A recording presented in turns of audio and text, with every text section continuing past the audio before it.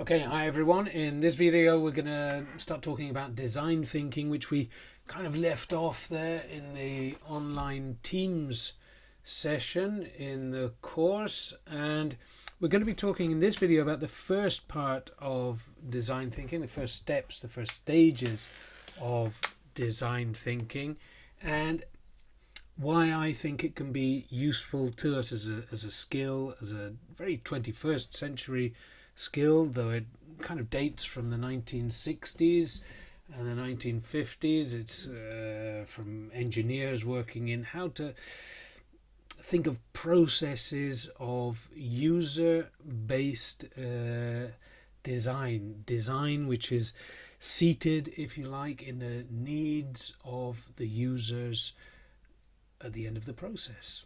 Okay, it's a step-based process. We follow steps, we follow phases. They can all feed back into each other, and they're all recursive and reflexive, if you like.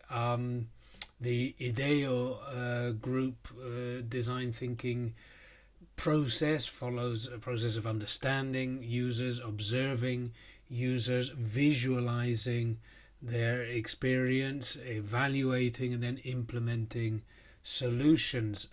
When we think of design thinking, we think of design thinkings. There are an awful lot of different design thinkings. Everybody seems to have their own process. We've got the University of Stanford D School process at the top. The Design Council of the UK has its own process. IBM has a nice infinity loop process. Google is not going to be left out, and they've got their own process as well. You've got this kind of nice wavy IDEO group design thinking process, but they're all really very similar. What they're trying to look for are methodologies and tools that will give us a deeper understanding of our audience, and in your case the research community audience, and how to generate effective responses, effective solutions to that. Where do we see it in the academic world? Well, in education, my section really, we've got design-based learning since the 1980s, has been trying to define what users, what learners need, and design their responses according to these needs. As education moves more and more online, as we've seen, not just since the pandemic, but in the last 20 years, there's been a rise in the number of online courses, and the design of how we generate learning experience for learners is much more complex, it's much more difficult, and it's something new. And design in education, now we call it learner experience design, or learning experience design, is going to be a huge growth area in the future. I recently taught a course on design thinking for education for local teachers, and we all came to the same conclusions, that if we had studied a little bit of design thinking, educational design thinking, before or at the very beginning of the coronavirus pandemic, then probably our experience and the experience of our students would have been much, much better. Learning about this after the kind of the worst of the confinements has been a bit of a frustrating experience, but a useful experience all the same.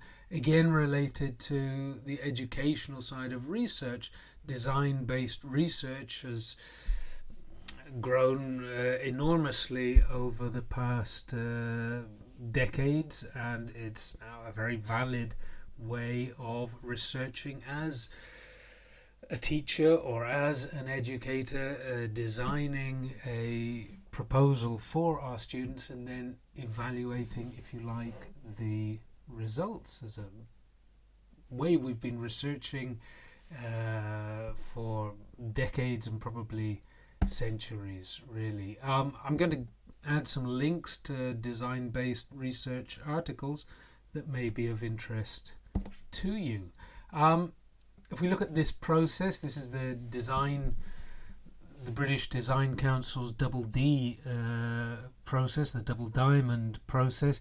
Design thinking here starts always with a challenge, and as researchers, really we need to define our challenge. Defining your challenge, finding a good research question is probably the most important and probably one of the most difficult things you can even start to do. It's quite a daunting task at the beginning of any investigation.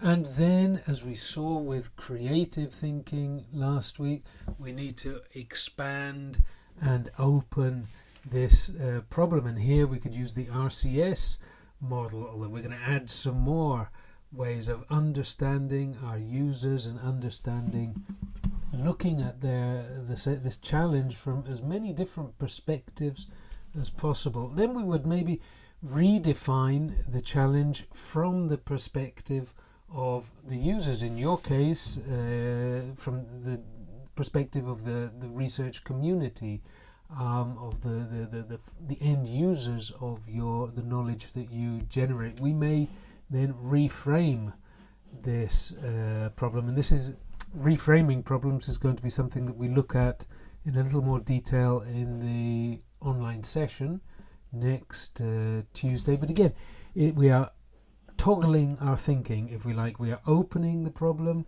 and we are closing the problem again, and then we're going to open it again in the solution space, and then we're going to use convergent thinking to close that question again.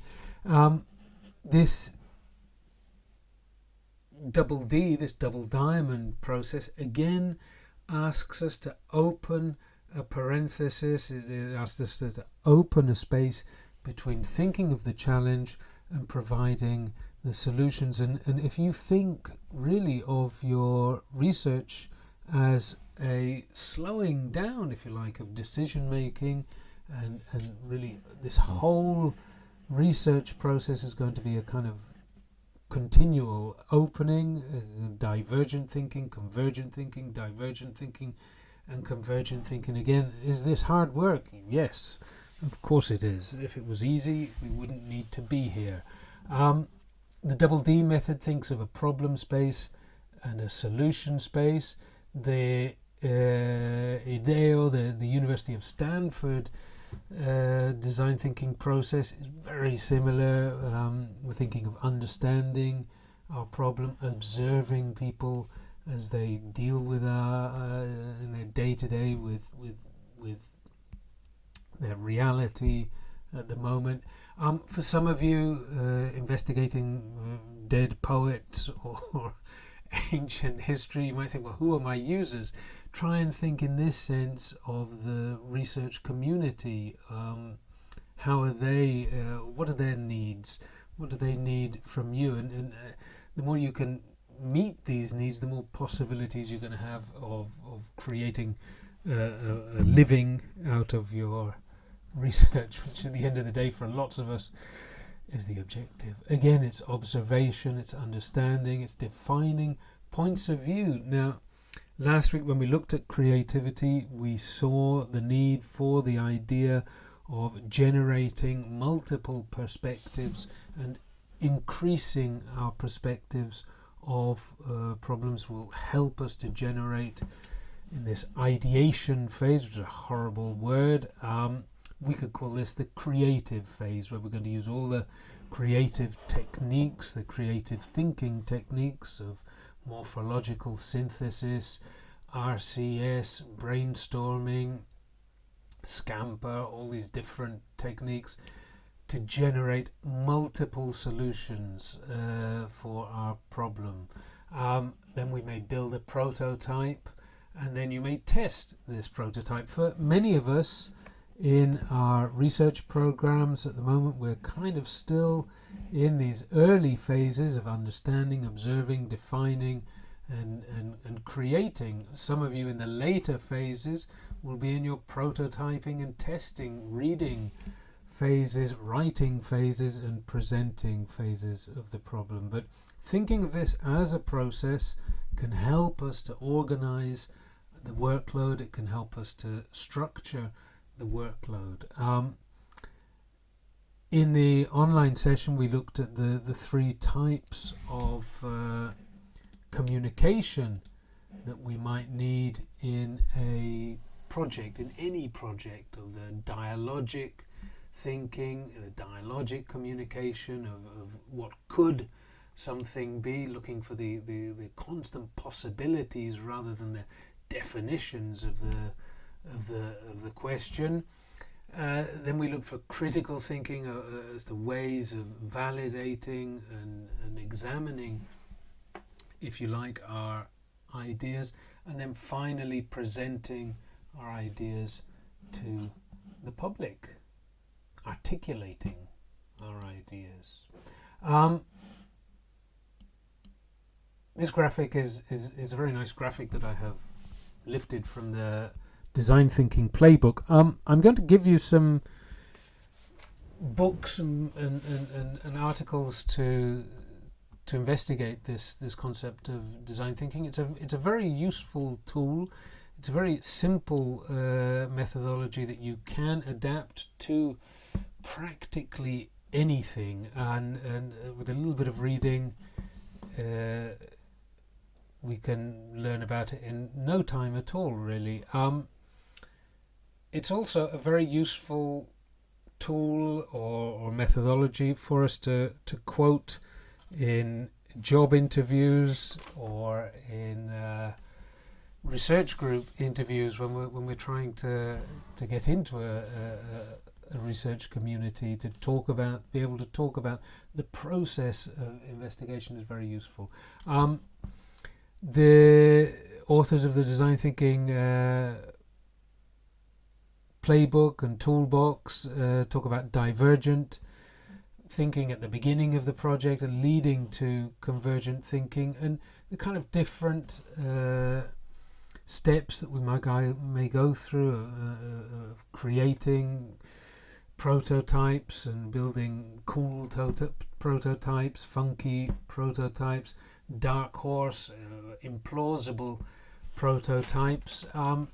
The nice idea of building different prototypes and different solutions is that we can examine their strengths and weaknesses before we decide on a final prototype, and they have this very nice area here. The groan zone is where it gets difficult, is trying to decide which is the final solution. It starts with a challenge. As we said, there's always a challenge at the beginning of any design thinking process. If we took something very simple, like the other day I lifted my daughter's school bag and thought that it weighed about 30% of her actual body weight, and she was carrying this to school every day. There's a problem, which is the school bag and the contents, but there's also a person. Now, what does this person need? What is the pain? What is the suffering that they're going through with this very heavy school bag? And I may well then interview her, I may well talk to her to find out and try and define this problem statement. I'd ask what questions, why questions, when, where, and how questions to try and define the problem better. Just saying simply the school bag is no good doesn't really define the problem. It doesn't create a challenge for me. So I might create lots of different sentences,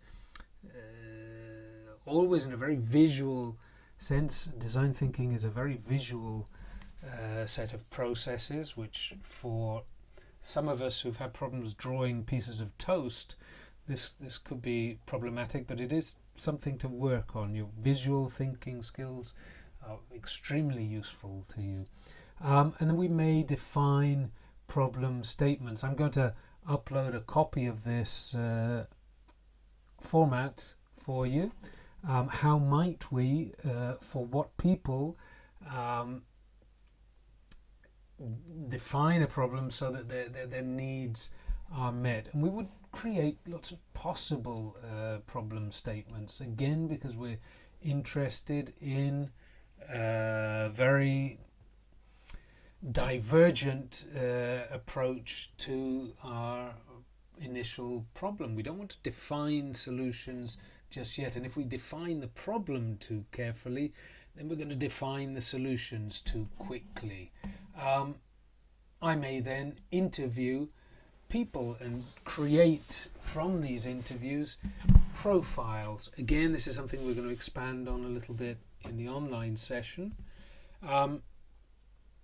I may think of the narrative, their experience in the service or the process or the research. What has been the experience of the research community up to now? And then I'd interview members to find out what happens with them, what benefits do they find, where is the pain, what are the negative aspects of their present experience. I may describe the person interviewed to start building these profiles of the users, of my audience in your case.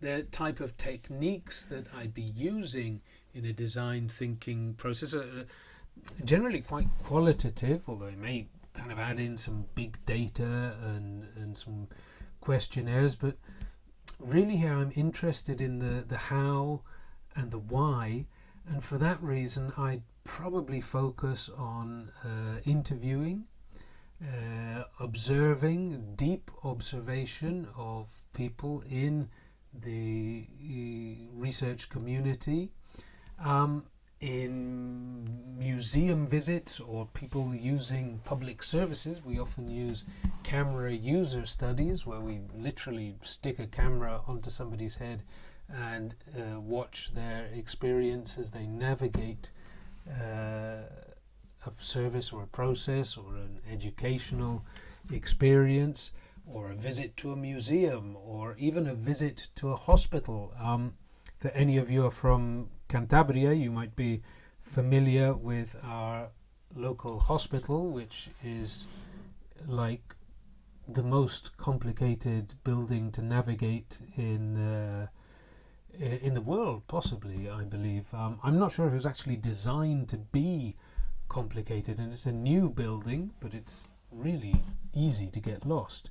We may also follow the mavens. The mavens are what we call extreme users. These are people who have extreme knowledge of something without necessarily being professionals in a subject. We explore, we observe, we study, and really you should be developing this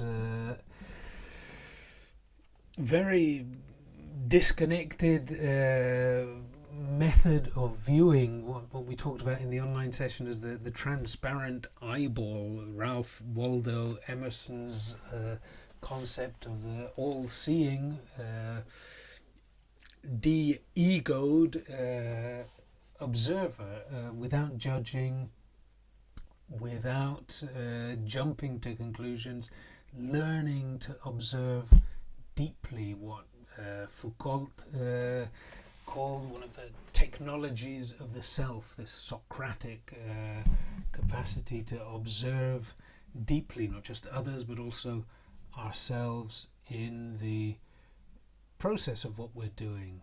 Kind of self-knowledge. I may, from that, then start to develop what we call journey maps. Customer journey maps are, this is a visit to an airport. There are negative experience and there are positive experience, but I would divide the process into different stages, different steps, different milestones, if you like. You could practice with this customer journey map by thinking of your own research process. Divide it into milestones, divide it into phases, and then say, what were the negative experience, what were the positive experience. As designers and researchers, as designers of knowledge for the future, if you like, what you're looking for really are the negative experience. Where are the gaps? Because this, for you, is an opportunity for work. This provides you with an opportunity to generate new solutions where everybody is having a great time and there are no problems. Really, there's very little opportunity for us to work. So the customer journey map, or the user journey map, is a very useful tool. This is another one which we'll be looking at in more detail in the online session. Now, when I use this with teachers and students on their experience in the confinement, we found that there were lots of emotional aspects to their experience as well. And finding these emotions, examining these emotions, help us also to find out where is the pain, where is the gain. You may be thinking that as a doctorate student, as a PhD student, then it's pretty much all pain and no gain at the moment. Telling the story will help us to generate different points of view, and these points of view, as we've said before in creative thinking, these are multiple perspectives, and this document will help you to think of users, what they say, the stories that they tell, and what meaning we can gain from this, and the conclusions that we can gain. Again, these are all kind of very visual processes. All of these points of view are going to help us ask ourselves whether we need to refine, redefine the problems, define success, and generate new points of view. Okay, that's enough for the moment. No activities from this video. There's going to be a little bit of activity from the next video. Okay, see you in a bit.